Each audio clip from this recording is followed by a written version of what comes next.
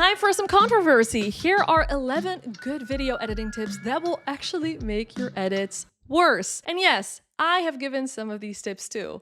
Sorry. You have probably heard this advice before. Never use jump cuts. And if you do, hide them. And while this may be good advice and something that is definitely true for narrative filmmaking, it is different for social content. In social content, retention is really important and they keep the viewer engaged because they tighten pacing. So instead of avoiding them altogether, learning how to use jump cuts intentionally, it can make your edits feel more engaging. Don't use LUTs to make your footage look cinematic. And this is coming from someone who sells her own LUTs. Now, LUTs can be helpful, but they're not magic. If the exposure or the white balance of your video is off, a LUT will usually make things a lot worse instead of better, because good color, it starts with proper color correction and getting your footage balanced first.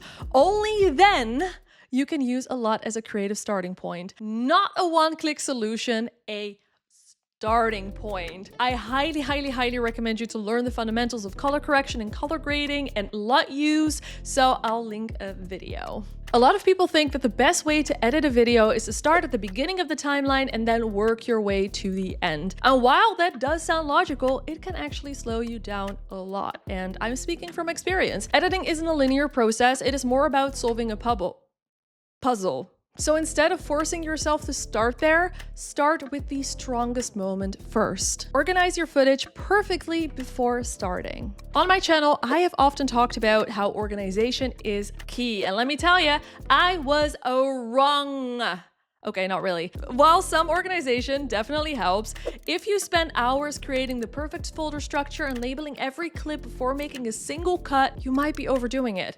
Editing, it is a creative process, and sometimes the fastest way to understand your footage is by simply to start editing. And creating folders inside folders will slow you down tremendously, because instead of helping you work faster, you'll end up clicking around and digging through layers just trying to find that single shot. And that constant searching, it's going to interrupt your flow and it will just slowly drain your creative energy. So, organize enough to stay sane, but don't let perfect organization become a procrastination or slow you down. Now, the idea behind this tip is that if viewers see the same clip twice, it feels lazy or maybe it feels repetitive. But in reality, it can be a really effective storytelling tool. You might reuse a shot to reinforce a moment, to emphasize a reaction, or just because it's the best video that you have on hand for that specific part of the video. Especially on social media, I'd say that it doesn't really matter that much. I reused shots in the same edit simply because it was the best shot that I could use, and most viewers, they won't notice, and if they did notice,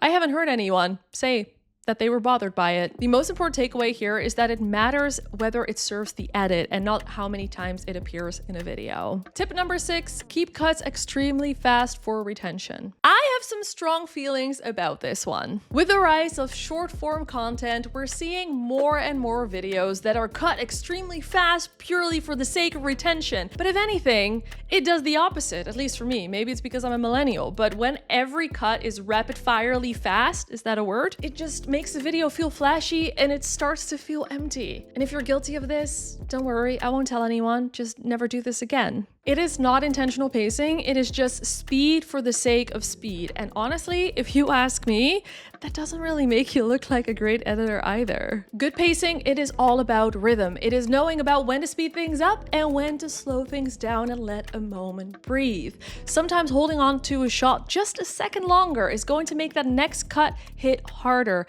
And yes, this applies to short form content too. And that brings me to the opposite rule that you'll sometimes hear as well. Every shot should be at least 3 seconds so the viewer has time to process what they're seeing. Sure, if your shots are too short, things can start to feel more chaotic. We just covered that. But simply holding every shot for at least 3 seconds, it doesn't automatically make your edit better either. Now, I know that some people, they love exact instructions and they even try to follow these exact timing formulas. I've seen them on Instagram. But this is not how editing works. Editing is a creative creative process, and it's often guided by emotion and instinct. Some shots they need to breathe, while others work better if they are quick and punchy. Good editing, it isn't a stopwatch, it isn't an exact formula. It is about feeling the rhythm of a scene and the rhythm of your story. 8. Cut on the beat of the music. There are a few things that I want to say to debunk this tip, but for the sake of this video, we'll keep it short. And yes, I have given this tip before. Cutting on the beat of the song, it does work, but don't do this on every same beat, because this is going to make your video feel repetitive and boring. And the last thing you want is for your audience to be able to predict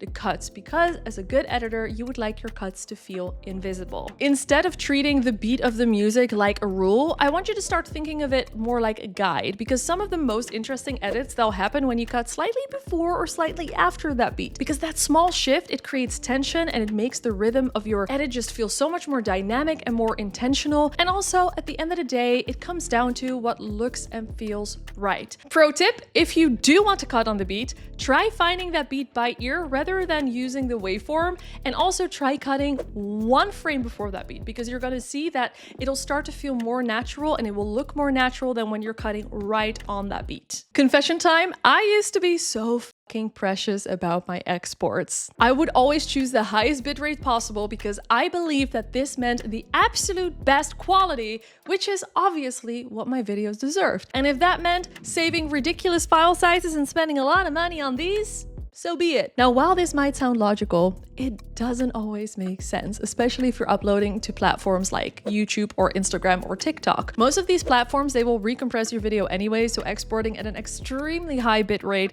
usually just gives you massive files without noticeable improvement in quality. It is so much better to just use the export settings that are appropriate for your resolution and the delivery platform, like YouTube, for example. And most editing softwares like Premiere, they already have presets that help you with this. This is literally what they're designed for. Tip number 10, you need expensive plugins. Some of the best editors that I know barely use plugins.